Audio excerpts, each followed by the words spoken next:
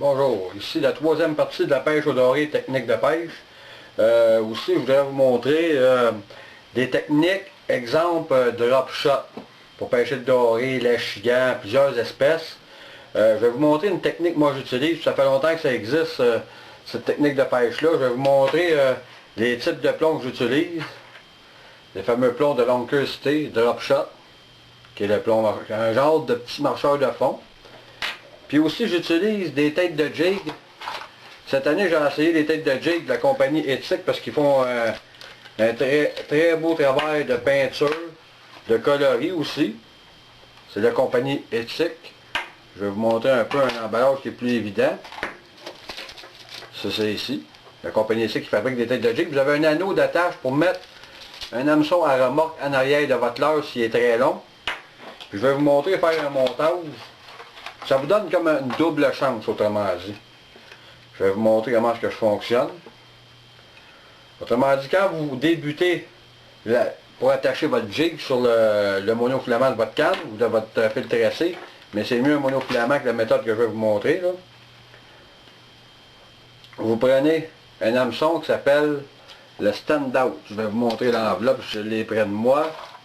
Je ne l'ai pas, regardez bien, je vais la rapprocher, là. Mais j'en ai une ici, juste un instant. Stand-out, c'est ça ici. Je vais vous montrer un peu le fonctionnement de ce type d'hameçon-là. Vous prenez votre monofilament. Faites même un palomar. Moi j'aime bien le nœud palomar que vous pliez en deux. Là vous faites des mesures aussi. Moi je vais le mettre à peu près à 20 pouces en haut. D'où je vais mettre la jig, 20 pouces. Je fais un petit nœud palomar. Une boucle. Que j'enfile ici. Je viens passer mon hameçon à l'intérieur de la boucle. Je viens remettre l'anneau de fil sur le bout ici. Le mouiller. Parce que ça fait une friction, vous affaiblissez votre fil. On ne le voit pas à l'œil, mais le plastique vient tout rugueux. Vous prenez votre monofilament, ici, le bout. Vous venez l'enfiler dans l'œillet, juste ici.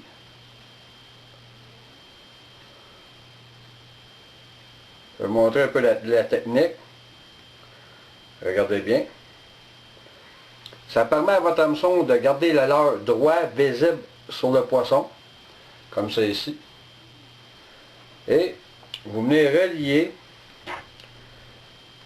une tête de jig au bout, comme ça ici. Là, j'ai pris, mettons, une demi-once, mais ceux qui pêchent dans le gros courant vont utiliser des jigs d'un once, un once et demi. Moi, j'aime pas bien ça parce qu'on perd de la sensibilité. Mais il y a du monde qui ont de la misère un petit peu à sentir justement le fond, vont prendre une tête de jig plus lourde. On va vous en parler justement des fameuses jigs sur le fleuve là, pour la pesanteur. Regardez, je monte ça comme ça ici, tête de jig.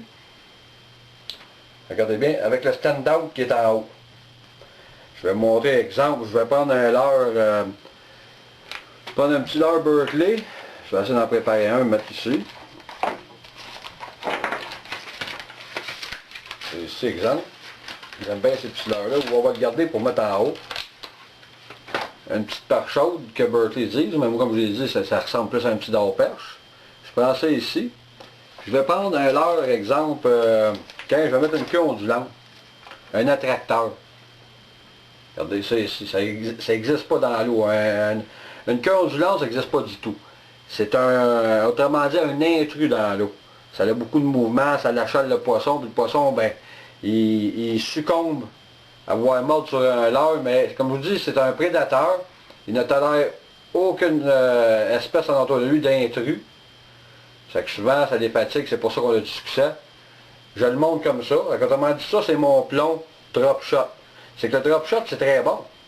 C'est que le problème, si y a un poisson qui est collé au fond, vous allez pas être capable de le prendre parce que c'est un plomb.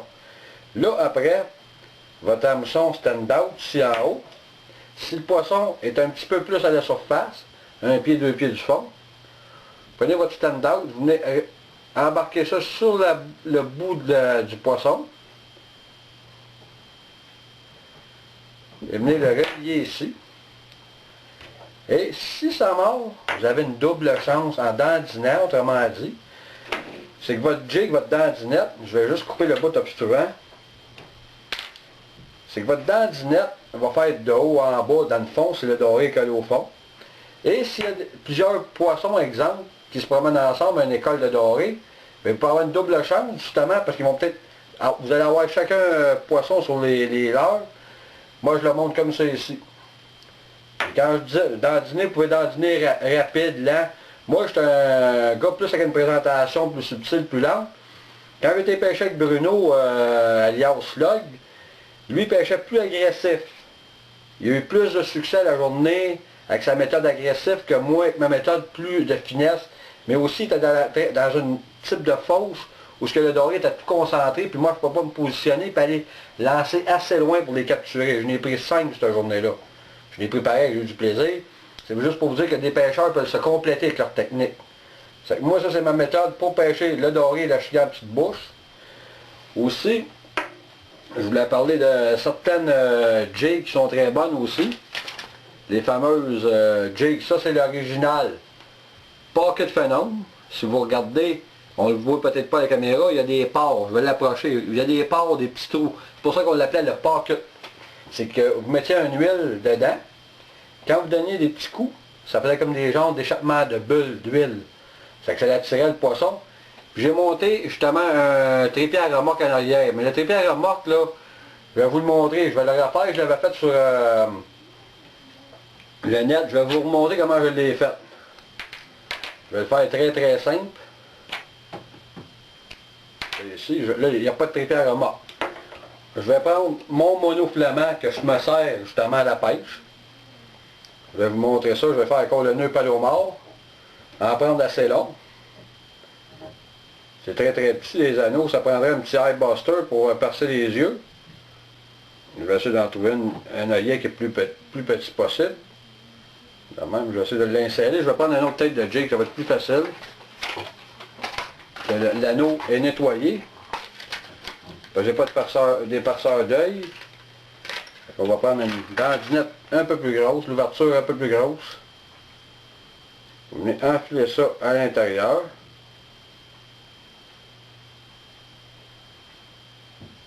C'est pas évident. Je vais faire le nœud, le fameux nœud dans la guille. C'est juste pour vous montrer ce que je fais avec le bout de fil. Le nœud dans la guille ici. Vous en gardez assez long. Vous faites plusieurs tours. Vous venez le relier dans la petite loupe ici en bas. Vous le repassez dans l'anneau aussi. Toujours le mouiller. Avec l'excédent de fil qui reste ici, vous venez relier un petit trépied numéro 8.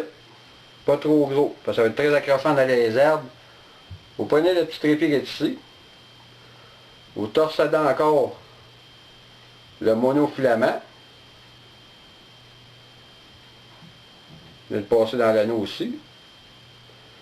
Je vais le remettre une deuxième fois dans la loupe. Le mouiller. Faites attention à vos doigts pour ne pas vous abîmer les doigts avec les hameçons, parce que c'est pas comique de se prendre un trépied dans les doigts. Regardez, avec le même fil, j'ai monté ce qu'on appelle en anglais stinger hook. Hameçon à remorque, mais pour un verre de 6 pouces. Je vais vous montrer comment je vais l'insérer. Je vais vous montrer comment. Vous venez prendre votre verre de 6 pouces ici. Vous venez l'insérer à l'intérieur. Et votre filament, regardez bien la longueur, il va venir rejoindre l'arrière de la queue. Et regardez, c'est que le poisson quand il vient happer, mordre la queue, quand vous retirez la jig, vous venez de monter une belle remorque, la longueur du verre de 6 pouces.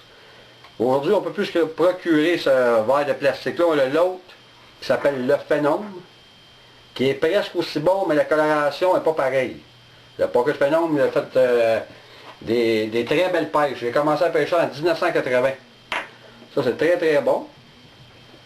Aussi, si vous voulez vous monter des trépieds, des attaches à mouches, des crampes, ce qu'on appelle des sleeves, des trépieds, vous pouvez faire vos propres remorques. Aussi, ce qui est très bon le printemps, si vous pêchez le printemps, là, des jigs en marabout comme ça. Dans l'eau froide, ça a un très très beau mouvement. Vous pouvez saccader ça comme vous voulez, des petits coups, des gros mouvements de haut en bas. Une jig de marabout, là, c'est très très bon. Essayez-le encore. Si vous en avez dans votre coffre, là, arrêtez de les regarder. Utilisez, c'est très bon. Le chartreuse, le blanc. Puis une couleur qui est très bonne que le monde ne prenne pas, c'est le noir. Si vous mettez du noir dans l'eau, vous allez le voir tout de suite dans l'eau brune café. Les couleurs, vous allez les perdre dans d'autres couleurs. Vous avez les fameux thons. Moi, je ne pêche pas avec ça, mais il y a beaucoup de monde qui pêche avec ça parce qu'ils ont eu beaucoup de succès. On l'appelle les thons, les spinner pack en anglais. C'est très très efficace. La compagnie SICK a commencé à en fabriquer. C'est des leurres qui sont bons à utiliser quand l'eau est très chaude. L'été, là, les cuillères style harnais Landy Rig, c'est très bon avec un gros verre lombrique à l'arrière, muni d'un plomb marcheur de fond. Ces deux-là avec environ 6 pieds de monofilament en arrière, avec un gros verre, la pêche lente en donnant des petites saccades. C'est très très bon. L'été quand l'eau est chaude, les poissons d'horreur sont efficaces plus ou moins. Un bon verre lombrique, des cuillères tournantes comme ceci, des ensembles très simples. Ça prend du très gros poisson, je peux vous le dire, j'ai pris des très gros dorés. Si vous voulez voir mes dorés, checkez dans Facebook, dans Charles Giguère. Vous allez voir, j'ai des très gros dorés de prix, puis j'en ai pris plusieurs des très gros, mais j'ai mis beaucoup d'heures. Aussi, je vais aussi vous expliquer, souvent aussi des leurres jig rapala comme ceci.